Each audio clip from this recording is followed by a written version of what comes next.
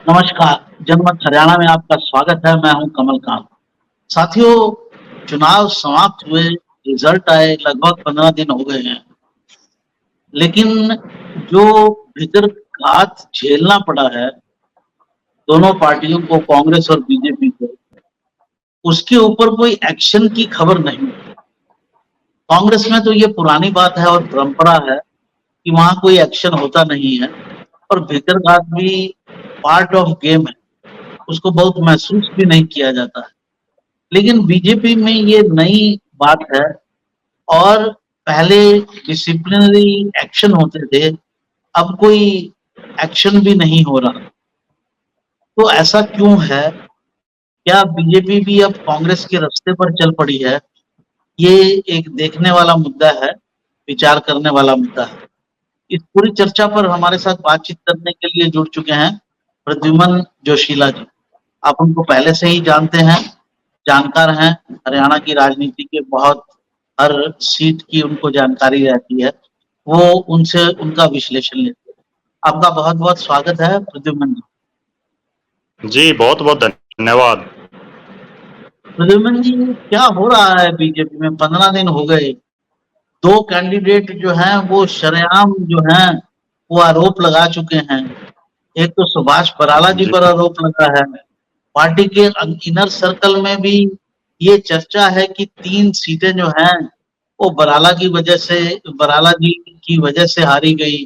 3 सीटों पर ठीक से चुनाव मैनेज ही नहीं हुआ, नहीं तो पार्टी आराम से 8 सीटें जीत सकती। तो आपका इसमें क्या कहना है? आप ये जी, जानकारी तो आपके पास भी है कि रणजीत चौटाला जी का जो इलेक्शन है उसको सुभाष बराला जी और उनके आदमियों के द्वारा साबोटाज किया गया और यही बात मोहन भड़ोली जी सोनीपत में भी बोल चुके हैं। तो आपका इसमें क्या विश्लेषण है? देखो, इस बार जब परिणाम आया, उसके बाद से ऐसा लग रहा था कि भारतीय जनता पार्टी जो एक अनुशासन परक पार्टी है और जिसमें अनुशासन को सर्वोपरि माना जाता है, वो कहीं न कहीं ऐसे लोगों पर अवश्य कार्रवाई करेगी, जिन्होंने अपनी ही पार्टी के प्रत्याशियों की मुखालफत करने का काम किया है या जिनके बूथों पर पार्टी बुरी तरह से हारी है। चुनाव जैसे ही वोटिंग हुई उसके तुरंत बाद सोनीपत से जो पार्टी के प्रत्याशी थे और जो राय से वर्तमान में विधायक भी हैं और सबसे बड़ी बात यह है कि वो खुद संगठन में प्रदेश के महामंत्री हैं, मोहनलाल बड़ोली। उन्होंने सबसे पहले खुले तौर पर वोटिंग के तुरंत बाद ये कहा कि मेरे साथ बीजेपी के ही कुछ नेताओं ने विश्वासघात किया है। और उसके बाद एक कथित रूप से जो एक ऑडियो वायरल हुआ, जिसमें जिसकी आवाज, हालांकि अभी हम ये नहीं कह सकते कि वो किसकी आवाज है, लेकिन जैसा चर्चाएं चल रही हैं कि वो एक सिटिंग विधायक के पति की आवाज बताई जा रही है। इसके बाद जैसे ही भारतीय जनता पार्टी के हिसार से जो प्रत्याशी हैं चौधरी रणजीत सिंह, उन्होंने बड़े खुले तौर पर खुद भी और तमाम जो लोग उनकी मदद इस क्षेत्र में कर रहे थे, उन लोगों ने भी कहीं ना कहीं ये महसूस किया कि उनके साथ बड़ा धोखा इस चुनाव में हुआ है, बड़ी गद्दारी हुई है और ऐसे ऐसे लोगों के बूथों पर पार्टी हारी है जिसकी कल्पना भी नहीं की जा सकती। अगर पार्टी ओवरऑल पूरी हिसार लोकसभा का, सोनीपत पार्लियामेंट का या सिरसा लोकसभा का पूरा रिकॉर्ड उठा करके देखें तो ये समझ में आएगा कि आखिर ये विश्वासघात करने वाले लोग कितने बड़े स्तर पर उन्होंने कार्रवाई की है। अगर सिलसिलेवार तरीके से हम बात करें, सबसे पहले हिसार लोकसभा की ही बात करें, तो यहां जो 4 मुख्य तौर पर जो नाम उभर करके आ रहे हैं, जिनमें सबसे बड़ा जो नाम है और जिनके ऊपर सबसे बड़ा प्रश्न चिन्ह इस चुनाव में लगा हुआ है, वो है सुभाष बराड़ा, जो बीजेपी के पुराने नेताओं में भी शामिल हैं, बीजेपी के प्रदेश के अध्यक्ष रहे हैं, राज्यसभा के वर्तमान में सांसद हैं और जो भारतीय जनता पार्टी का लोकसभा चुनाव में जो चुनाव संचालन कमेटी है, जिनको पूरे हरियाणा की 10 की 10 सीटें जिताने का जो है दायित्व दिया गया था, उन सुभाष बराड़ा उस कमेटी के प्रधान हैं। सबसे बड़ा सवाल उन्हीं पर उठ रहा है, क्योंकि हिसार में जहां जहां चौधरी रणजीत सिंह हारे हैं, उनमें से बहुत से ऐसे बूथ हैं जिनमें सुभाष बराड़ा के समर्थकों का के या जो उनके खासम खास चहेते हैं उनका बड़ा प्रभाव है। अगर मैं आपको उदाहरण के तौर पर बताऊं, चाहे हिसार के जिला प्रधान हो, उनको सुभाष बराड़ा के खेमे का ही माना जाता है। सुभाष बराड़ा की खुद की ससुराल उकलाड़ा विधानसभा क्षेत्र में है, हम उसको भी देख सकते हैं। इसके अलावा भी बहुत से ऐसे बूथ हैं जिन पर सुभाष बराड़ा के खासम खास लोग हैं। चौधरी रणजीत सिंह ने बड़ी बेबाकी से, क्योंकि जब वो कांग्रेस में थे तब भी वो अपनी बात बड़ी खुल करके रखने का काम करते थे। अब जब वो निर्दलीय से और उसके बाद बीजेपी में आए, अब भी वो बड़े स्वतंत्र तरीके से अपनी बात रख रहे हैं। उन्होंने बिल्कुल स्पष्ट तौर पर सुभाष बराड़ा, कुलदीप बिश्नोई जो आदमपुर से विधायक भव्य बिश्नोई के पिताजी हैं, और कैप्टन अभिमन्यु जो बीजेपी के बड़े नेता हैं, नारनौल से आते हैं, और चौथे रणधीर पनिहार जो कुलदीप बिश्नोई के नजदीकी हैं। इन 4 लोगों का बड़े खुल्लम खुल्ला नाम लिया। इनके अलावा भी कुछ और नेताओं की भूमिका भी मैं ऐसा मान रहा हूं कि संदिग्ध रही।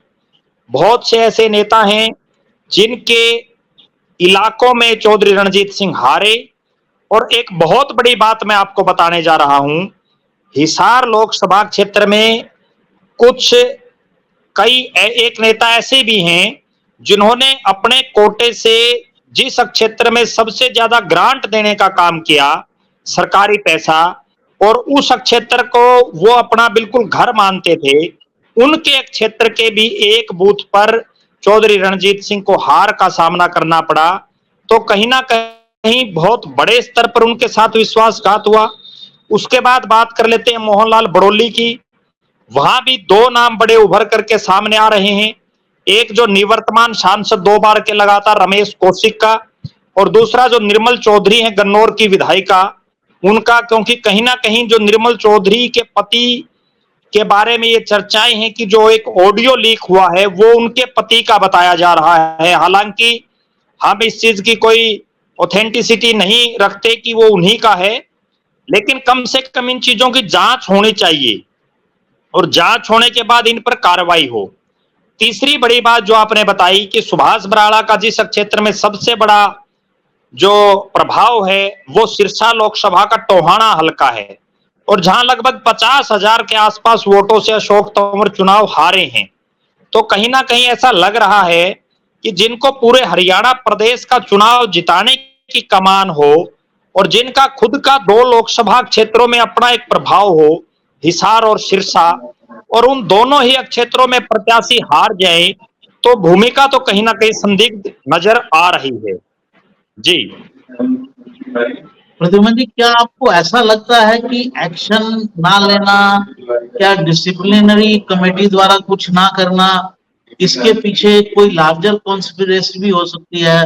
ऊपर से कुछ नेताओं द्वारा कहा गया हो कि इनको छोड़ दीजिए, या मतलब ऐसा भी कुछ पॉसिबल है क्या? देखो, मुझे ऐसा लग रहा है कि अभी हरियाणा में लगभग 3 महीने के बाद चुनाव घोषित हो जाएंगे। तो मुझे ऐसा लग रहा है कि पार्टी के दिमाग में ये चीज चल रही होगी, जो शीर्ष नेतृत्व है, कि इन 3 महीने में अगर हम ज्यादा किसी नेताओं पर बड़ी कार्रवाई करेंगे तो कहीं ना कहीं जो अभी लोकसभा चुनाव में 50-50 हुआ है उसका नुकसान विधानसभा में ना हो जाए।